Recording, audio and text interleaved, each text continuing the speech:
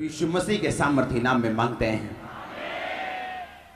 आज की मीटिंग के लिए तारीफ करो परमेश्वर की सब जगह। आमीन। कितने जन समझ रहे हैं परमेश्वर का आत्मा हमारे बीच में काम कर रहे हैं? कौन काम कर रहे हैं, मैं या उसका आत्मा? उसका आत्मा। तारीफ करो परमेश्वर के लिए सब जन। सब जन बाइबल खोलेंगे, पुराना नियम निर्गमन 16 उसकी 4 आयत में।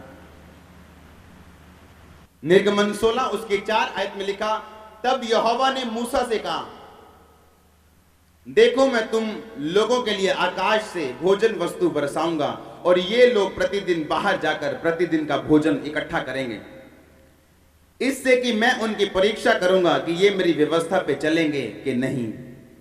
और ऐसा होगा कि छठवें दिन ये भोजन अन्य दिनों से दुगना होगा, इसलिए जो कुछ वे उस दिन बटोरें उसे तैयार कर रखें।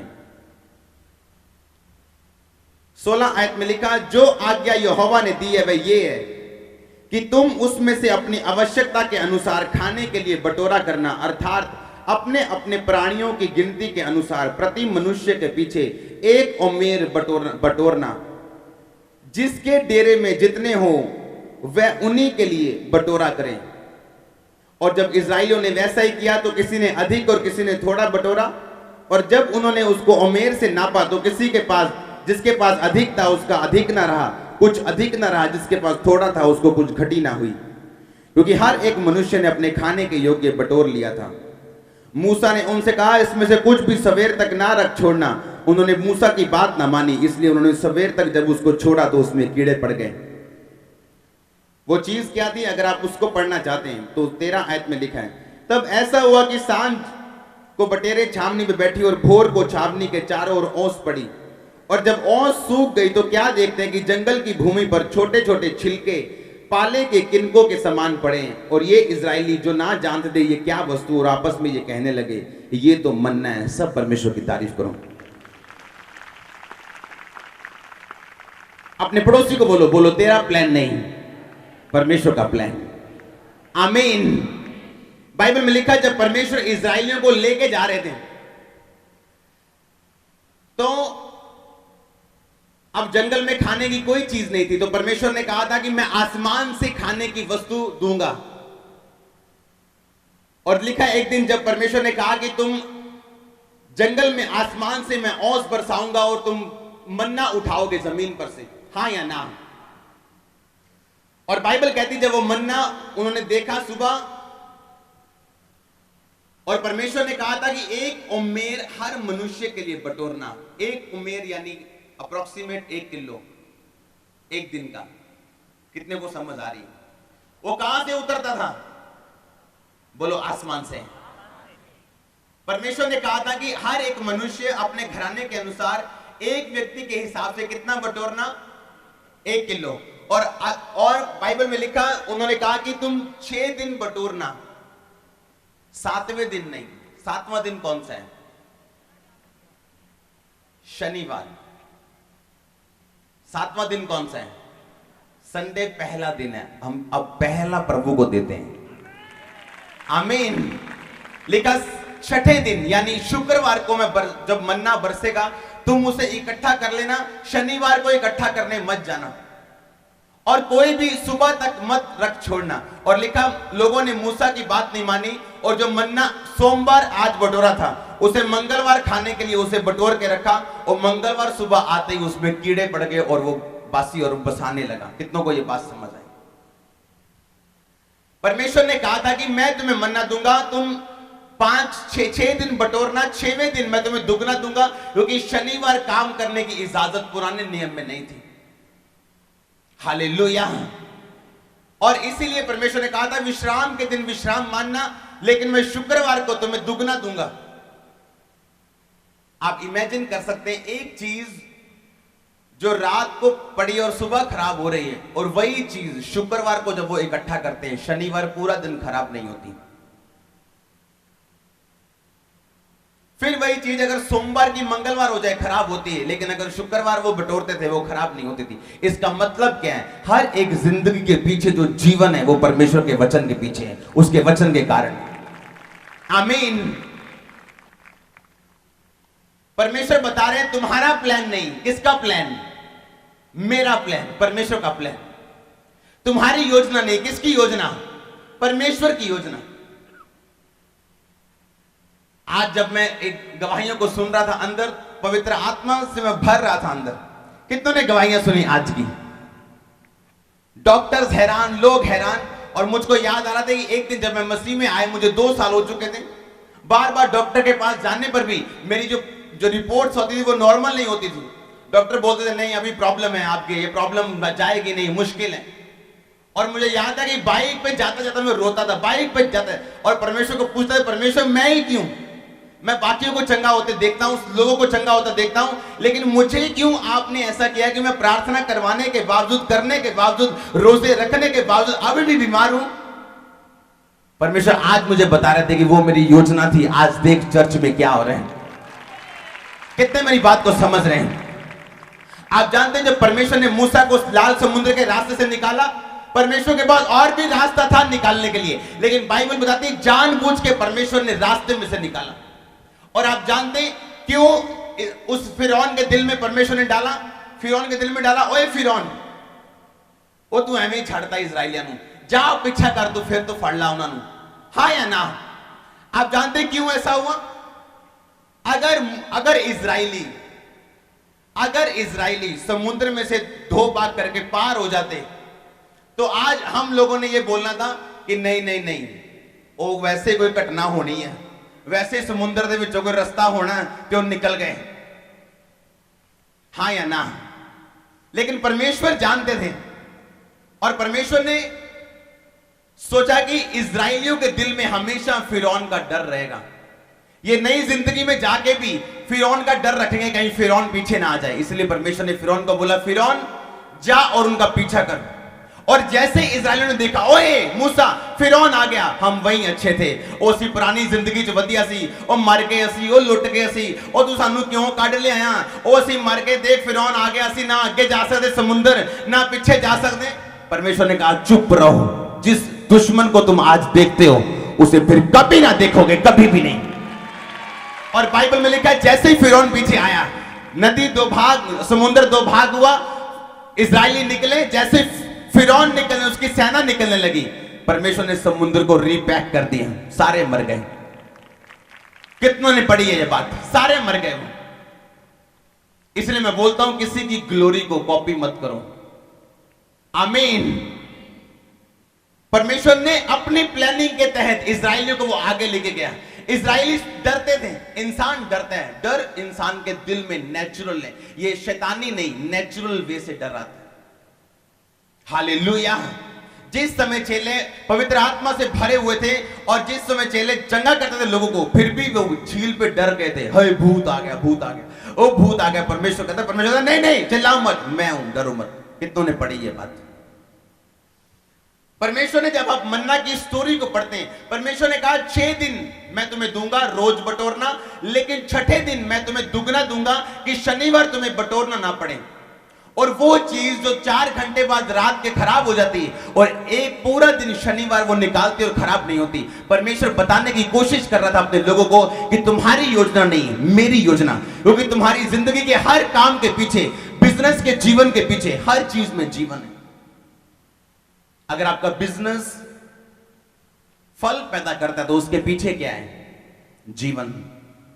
कितने मेरी बात को समझ रहे हैं? बाइबल बताती जीवन उसके वचन के बीच में से निकलता है, क्योंकि वही मार्ग है, वही सच्चाई, वही जीवन है। आमीन।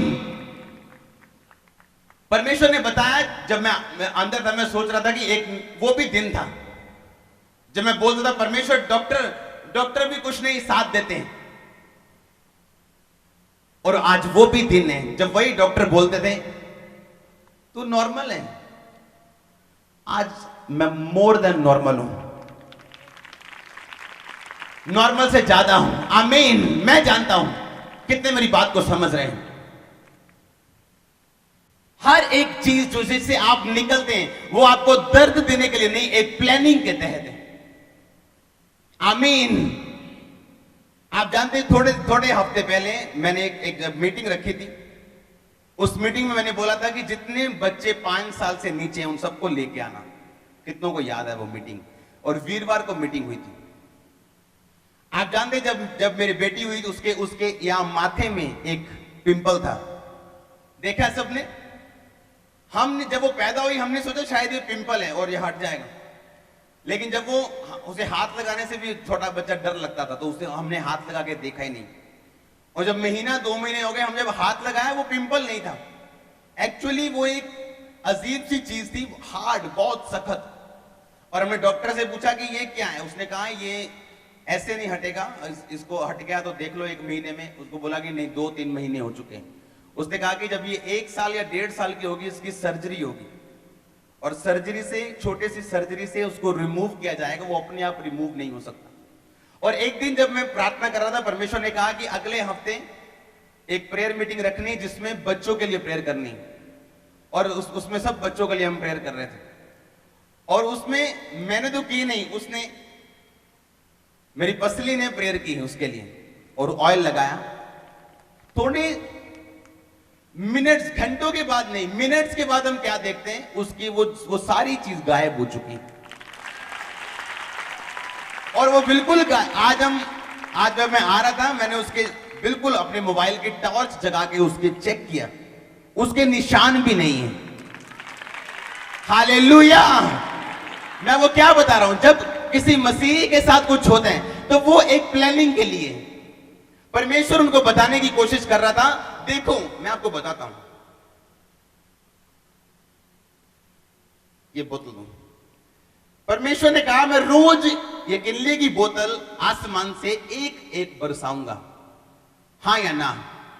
अगर ये पानी तुमने आज संडे, इसे रात तक पी लेना, अगर सोमवार सुबह हो गई तो पानी बदबू मारेगा, कीड़े पड़ जाएंगे और खराब हो जाएगा, हाँ या ना? अब रोज आसमान से ये बोतल बरसती, मैं इसे पकड़ता हूं, पीता हूं, अगर सुबह तक रह जाए तो ये खराब हो जाती। लेकिन आज शुक्रवार है, आज आसमान से 1 नहीं 2 बोतलें बरस रही हैं। रुको, दूसरी बोतल दे दो, कोई बात नहीं, यही दे दो। आज कितनी बरस रही? 2 बरस रही आज। और यही बोतल जो 4 घंटे ने निकालती थी, पूरा शुक्रवार निकालती, पूरा शनिवार निकलता और खराब नहीं होती। कितने मेरी बात को समझ रहे हैं? परमेश्वर ये बताने की कोशिश कर रहे थे अपने लोगों को कि तुम अपनी योजना मत बनाओ। परमेश्वर ने कहा मैं तुम्हें रोज दूंगा। कब दूंगा? परमेश्वर जो 2 दिन संभालने की ताकत रखता था, वो ये भी कह सकता था कि मैं तुम्हें 1 हफ्ते का भोजन इकट्ठा दूंगा, जाओ शनिवार जाओ या एतवार जाओ, बटोरो, 1 हफ्ता खाओ, फिर मैं तुम्हें दूंगा। वो परमेश्वर रोज इसलिए आपको बोल रहे हैं कि परमेश्वर बता रहे कि मैं तेरी जिंदगी को रोज रोज सप्लाई दूंगा, और तुझे रोज मेरे ऊपर भरोसा रखना है, रोज उठ के मेरी योजना पे भरोसा रखना है, रोज उठ के सिर्फ मेरी ओर ताकना है। आमीन। परमेश्वर नहीं चाहते थे कि 7 दिन का देके आप ये बोलें कि चलो अब 7 दिन परमेश्वर की जरूरत नहीं है, अब दूसरे दिन हमारे पास सप्लाई है, तीसरे दिन हमारे पास सप्लाई है। इसलिए यीशु मसीह ने कहा था अगर तू मसीही है तो प्रभु को बोलना मेरी रोज की रोटी रोज मुझे दे, आज मुझे दे, अब मुझे दे। आमीन। एक मसीही जिंदगी में जो भी होता है वो प्लानिंग के नीचे। हालेलुया। आपके साथ जो भी हो, अपने आप जानते हैं, मैंने उसके लिए प्रेयर नहीं की। अपनी बेटी रोज उठ के ओ परमेश्वर, लोग क्या कहेंगे, लोग क्या कहेंगे, लोग क्या कहेंगे, क्या कहेंगे लोग, सबसे बड़ा रोग क्या कहेंगे लोग, नो प्रॉब्लम, क्या कहेंगे। हालेलुया। हम जानते हैं एवरीथिंग, हर एक चीज उसके प्लान के लिए। अगर परमेश्वर ने समुद्र 2 भाग किया तो यह भी उसकी योजना के लिए। और भी रास्ते से बाइबल कहती है कि परमेश्वर उनको लेके जाके सकता था, लेकिन बाइबल कहती परमेश्वर जानबूझ के उनको लाल समुद्र के रास्ते से लेके गया। हालेलुया। आज जब परमेश्वर एक मसीह व्यक्ति को देखता है, वो चाहता है कि आप रोज उस पर भरोसा रखें। आप किसी चीज पे भरोसा, अपने बिजनेस पे, आप अपने पैसे, इन्वेस्टमेंट, अपने कॉन्ट्रैक्ट्स, अपने कॉन्टैक्ट्स पे भरोसा ना रखें, आप सिर्फ परमेश्वर पे भरोसा रखें। अपने घर पे, अपनी सेवकाई में, अपने गिफ्टों पे नहीं, आप सिर्फ परमेश्वर पे भरोसा रखें। आमीन। कितने आज इन बातों को समझ रहे हैं? इसलिए परमेश्वर जानबूझ के उनको लाल समुद्र के रास्ते से लेके गया। पर आज जब एक मसीही लाल समुद्र के रास्ते से निकलता है, घबरा जाता है वो, उसे लगता है आगे भी कोई रास्ता नहीं, मैं पीछे भी कोई रास्ता नहीं, मैं तो मसीह में आके मर गया, मैं तो तंग हो गया, मैं तो ये हो गया। लेकिन बाइबल ये बताती है अगर आप सिर्फ खड़े रहें और सिर्फ खड़े खड़े परमेश्वर के काम को देखें तो आप वही देखेंगे जो उन्होंने देखा, बल्कि आप ज्यादा देखेंगे यीशु मसीह के नाम में, आप ज्यादा देखेंगे यीशु मसीह के सामर्थ्य नाम में। ये प्रोफेसी है, आपका परिवार ज्यादा देखेगा यीशु मसीह के सामर्थ्य नाम में, आपका बिजनेस जॉब ज्यादा देखेगी यीशु मसीह के नाम में, आप ज्यादा देखेंगे, आपको बुलाया गया ज्यादा देखने के लिए यीशु मसीह के नाम में। आपको भरोसा रखना है, मेरी प्लानिंग नहीं, बोलो मेरी नहीं, परमेश्वर की प्लानिंग। आमीन। आप जानते जब मैं बचपन मसीह था, यानी छोटा मसीह, यानी जब मसीह में आए मुझे 2-3 साल हुए थे, मैं परमेश्वर को योजनाएं बताता था। परमेश्वर अगर ऐसा हो जाए तो देख कितना अच्छा होगा, अगर ऐसा हो जाए तो तू जानता देख कितना अच्छा होगा, अगर ऐसा हो जाए। लेकिन ये बात आपको धीरे धीरे समझ में आती है, God's time, God's plans are best plan, उसकी टाइमिंग बेस्ट है आपकी जिंदगी के लिए। आमीन। कुछ भी आपकी जिंदगी में ऐसा नहीं होता जो आपके जीवन में गवाही पैदा करने के लिए नहीं है। इसलिए जब परमेश्वर आपको ऐसी सिचुएशन से निकाले तो तब निराश नहीं होना। आमीन। तब निराश नहीं होना। लोग आज जरूरत के हिसाब से चलते हैं, परमेश्वर के हिसाब से नहीं। परमेश्वर ने क्या कहा? मेरी सप्लाई पे क्या कर, भरोसा रख, और मेरी योजना पे क्या रख। एक दिन आप जानते जिस तरह से सेवकाई ग्रो कर रही, हमें हर दिन पैसों की जरूरत रहती है सुसमाचार को लेके जाने के लिए। और एक दिन मैं लोगों से मिल रहा था, वैसे अपॉइंटमेंट्स थी उनको, और बाहर से मुझे एक मैसेज आया कि एक लेडी आपसे मिलना चाहती, फॉरेन कुछ ऐसे लोग हैं जो आपसे मिलना चाहते हैं, इधर कुछ गांव का नाम ले रहे थे, और वो आपको पैसा देना चाहते हैं, किसी ने पैसे भेजे हैं आपके लिए।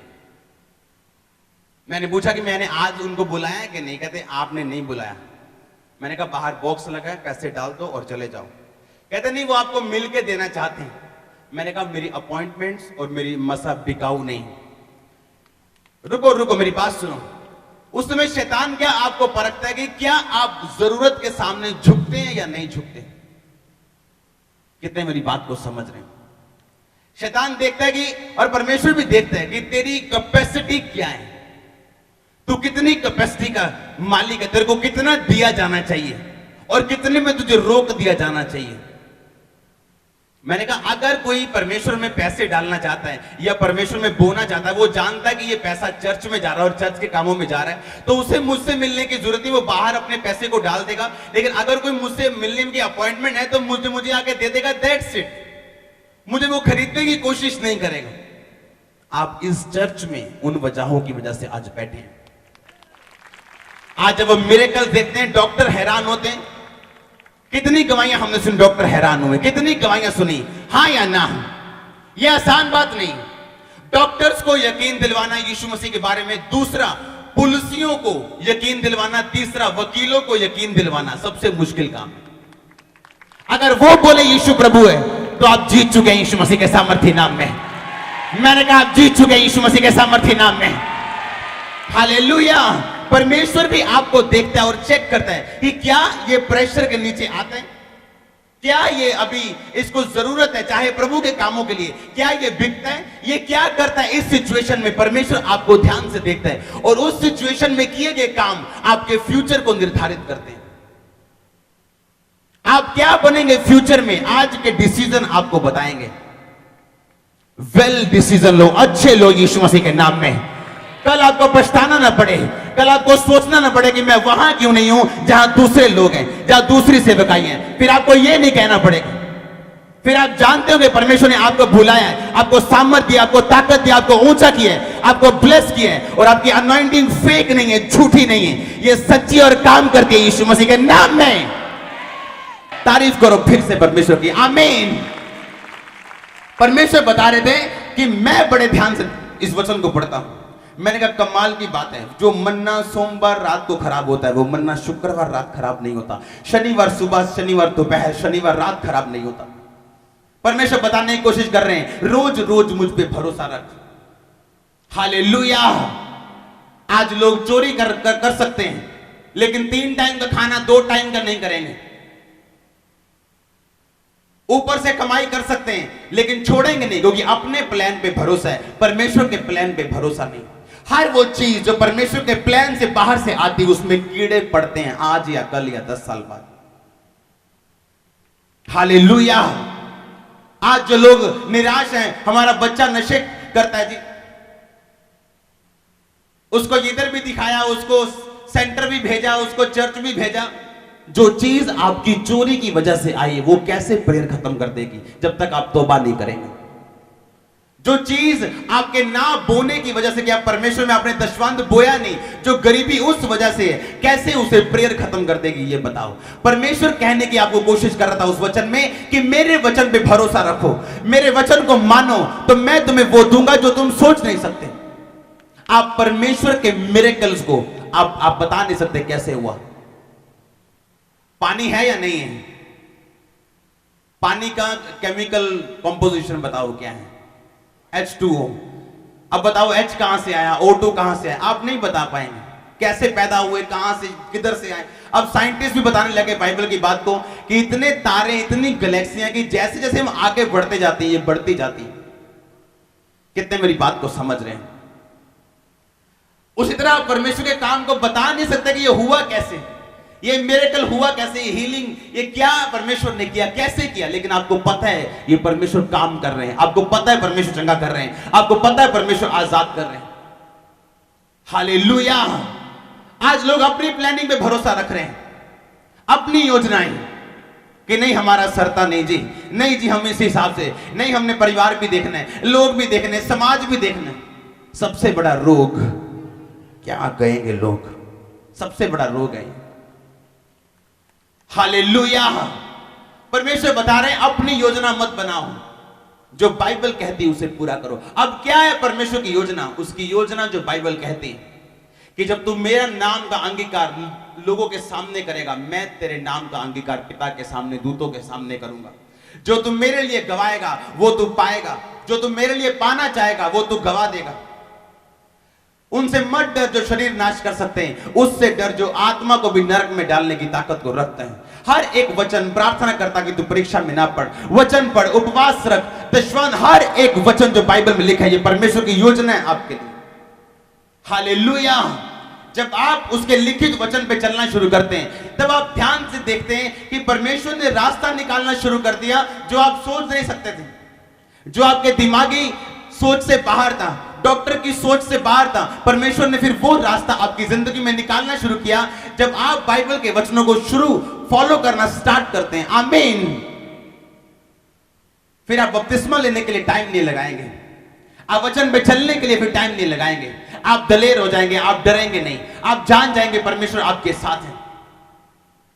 आप उसकी प्लानिंग, उसकी योजना पे भरोसा रखेंगे, आप समझ जाएंगे कि मेरी जिंदगी में जो भी हो रहा है वो एक खास योजना के तहत, एक खास मकसद के तहत हो रहा है। हालेलुया। परमेश्वर आपको चेक करता है किस परिस्थिति में आप टूटते हैं, किस परिस्थिति में आप खड़े रहते हैं। आप क्या सोचते हैं जब आप पे परीक्षा आए और क्या करते हैं जब आप पे परीक्षा आए। मैं फिर से पढ़ता हूं निर्गमन 16 उसकी 21 आयत से, सब ध्यान से पढ़ना।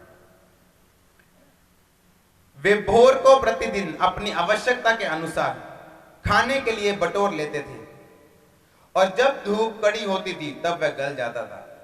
22 आयत में लिखा, फिर ऐसा हुआ कि छठवें दिन उन्होंने दुगना यानी प्रति मनुष्य के पीछे 2-2 ओमेर यानी 2-2 किलो बटोर लिया।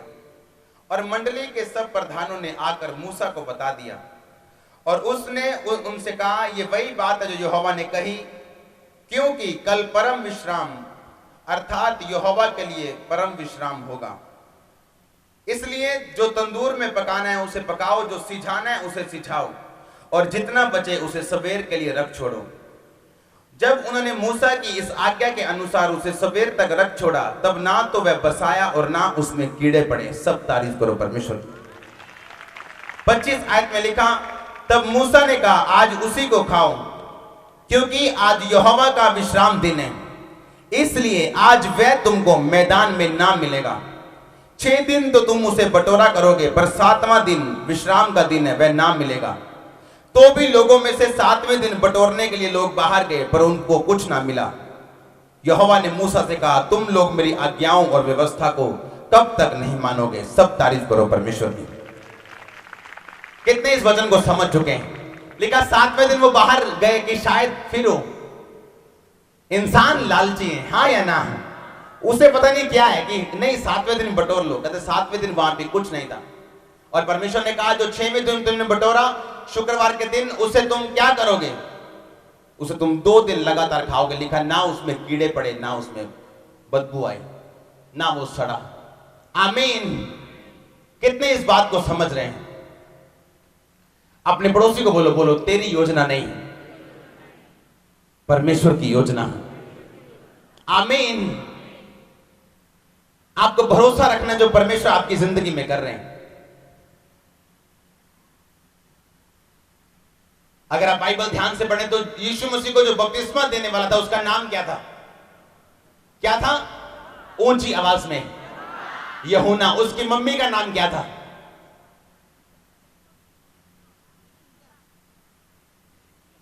एलीशिबा। उसके फादर का नाम क्या था? जकरिया। और अगर आप बाइबल ध्यान से पढ़े तो लिखा यूहन्ना का जो फादर था जकरिया और उसकी पत्नी एलीशिबा, लिखा प्रभु के सामने वो निर्दोष थे और उसकी विधियों पे चलने वाले लोग थे। क्या थे प्रभु के सामने वो? लिखा उसकी विधियों पे निर्दोष चलने वाले थे दोनों, एलीशिबा भी और जकरिया भी। पर लिखा फिर भी उसकी पत्नी बांझ थी और बुढ़ापे में भी उनके कोई भी संतान नहीं थी। पर बाइबल कहती है उसकी विधियों पे वो क्या थे? निर्दोष थे। हाँ या ना? उसकी विधियों में क्या थे वो? बल्कि परमेश्वर की विधियों पे निर्दोष चलने वाले लोग। आप जानते पुराना नियम कितना खतरनाक था, उसको मानना कितना मुश्किल था। आज जो लोग बोलते हैं कि शनिवार को बंदगी होनी चाहिए, उनको यह भी बोलो कि 7वें शनिवार फिर एक महाबंदगी होनी चाहिए। हर तीसरे साल अपनी उपज फिर चर्च में लेके आया करो। और कितने हुक्म है फिर मानने के लिए। एक पास्टर है, उसने अपने बाजू में एक चित्र खुदवाया और वहां पे लिखा था व्यवस्था विवरण 19, लेवे व्यवस्था शायद 19 की 28। किसी ने कहा अरे तूने पाप कर दिया, बाइबल तो कहती है टैटू नहीं बनाना, और तूने टैटू बना दिया कि तूने यहां पे बाहर में लिखा है लेवे व्यवस्था 19:28। जब उन्होंने पढ़ा लेवे व्यवस्था 19:28 में लिखा था टैटू मत बनाओ, कहता तूने बना के लिखा टैटू मत बनाओ और तूने यहां खोद लिया। कहता उसके ऊपर वाला वचन पढ़ो, उसमें तो ये भी लिखा है अपने बाल मत कटाओ, अपने गाल के बाल मत मुंडाओ, फिर वो भी किया करो। उसमें तो ये भी लिखा है हर 7वें शनिवार फिर एक बड़ी बंदगी किया करो। उसमें तो ये भी लिखा है बकरे लेके आया करो, बैल लेके आया करो। उसमें तो ये भी लिखा है फिर मैदा लेके आया करो। एक मानते हो एक नहीं मानते। कहता अब धर्मी बनना छोड़ दो, यीशु मसीह में विश्वास करो, वो असली धर्मी है। आमीन। कितने इस बात को समझ रहे हैं? लोग आपको फंसाने की कोशिश करते हैं। और आज तो शनिवार सबत का दिन है, शनिवार बंदगी क्यों नहीं? फिर बोलो 7वें शनिवार महाबंदगी क्यों नहीं करते? फिर ये बोलो हर तीसरे वर्ष अपनी सारी प्रॉपर्टी को चर्च में क्यों नहीं लेके आते? फिर ये बोलो हर साल बैल बकरे क्यों नहीं लेके आते? बाइबल में लिखा वो सिर्फ एक निशानी थी। यीशु मसीह जब मर गए, हम नए नियम में आज यीशु मसीह के नाम में। हालेलुया। ये अलग इशू है, ये रिलीजियस आत्माओं को खत्म करने वाला इशू है। जानते रिलीजियस स्पिरिट्स कौन पिछले हफ्ते आया था? रिलीजियस आत्माएं कौन है? रिलीजियस आत्माएं धार्मिक जो लगती धर्मी है नहीं। रिलीजियस आत्माएं दुष्ट आत्माओं से ज्यादा खतरनाक आत्माएं हैं, जो आपको बोलेंगे किस नाम से बपतिस्मा लिया? बाप बेटा पवित्र आत्मा के नाम से, यीशु नाम से क्यों नहीं लिया? कितने लोगों को यह सवाल पूछा? लोगों ने हाथ खड़ा करो। नाम का मतलब क्या है बाइबल में? अनोमा। अनोमा का मतलब क्या है?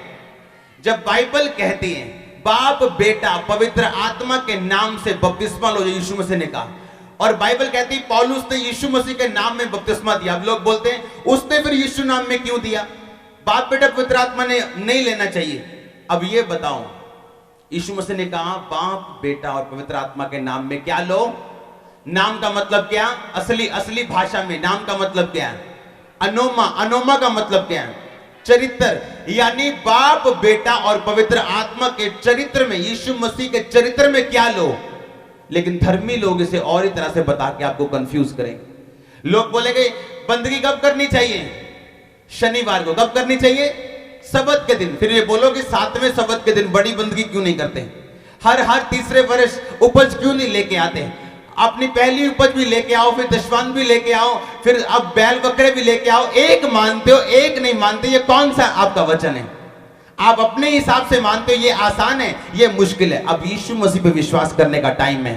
जो संडे जी उठा, इसलिए संडे बंदगी करते हैं। अब हम अनुग्रह के नीचे हैं यीशु मसीह के सामर्थ्य नाम में। ये अलग इशू है। ये रिलीजियस आत्माओं को खत्म करने का इशू है। आप जानते हैं धार्मिक रिलीजियस स्पिरिट्स खतरनाक है दुष्ट आत्माओं से। आप दुष्ट आत्मा को निकाल सकते हैं, लेकिन धर्मी आत्मा को आप नहीं निकाल सकते। जो लगती धर्मी है लेकिन है नहीं, जो बांध के रखती है लेकिन है नहीं। हालेलुया। कितनों को आज का वचन समझ आया है कि मेरी योजना नहीं, किसकी योजना? परमेश्वर की योजना। मेरी प्लानिंग नहीं, किसकी प्लानिंग? एलीशिबा, उसका पति लिखा प्रभु की विधियों पे निर्दोष चलने वाले थे, फिर भी बांझ थे। क्या है ऐसा व्यक्ति आज जो सारी उम्र प्रभु को माने और बांझ रहे, और चर्च आना बंद ना करे, बाइबल पढ़नी बंद ना करे, वचन पढ़ना बंद ना करे, रोजे रखना बंद ना करे, और फिर भी परमेश्वर के भवन में जाके जो काम उसने करने थे पुराने नियम के मुताबिक वो करता जाए, क्योंकि वो जानता था क्रिश्चियन के साथ जो होता है एक लंबी प्लानिंग, एक बड़ी योजना के तहत होता है। और जब परमेश्वर ने उसे याद किया तो आम बच्चा नहीं दिया। बोलो एक बच्चे का नाम जिसको आप यूहन्ना के टाइम से जानते हैं। कोई नहीं। बताओ एक बच्चे की स्टोरी जैसे आप यूहन्ना के टाइम से जानते हैं। कोई नहीं। यूहन्ना को आप क्यों जानते हैं? क्योंकि उनके माता पिता धर्मी थे और वचन पे चलने वाले थे। कितने मेरी बात को समझ रहे हैं? उसके माता पिता ने परमेश्वर की योजना पे विश्वास किया, बस। हालेलुया। क्रिश्चियन व्यक्ति के साथ जो होता है वो एक प्लानिंग के नीचे, एक खास मकसद के तहत है जो आपकी लाइफ में होता है। मत कंप्लेन करो, मत निराश हो, मेरे साथ ऐसा क्यों हुआ, मेरे साथ मेरा काम क्यों नहीं, मेरा बिजनेस क्यों नहीं, मेरी जॉब क्यों नहीं, मेरा परिवार क्यों नहीं। हर चीज का टाइम है। प्रार्थना करो और उसे लो यीशु मसीह के सामर्थ्य नाम में। आप फिर समझ जाएंगे कि हाँ परमेश्वर मैं उसके हाथों के नीचे हूं। वो अपने टाइम के मुताबिक मेरी जिंदगी में सारा कुछ कर रहा है।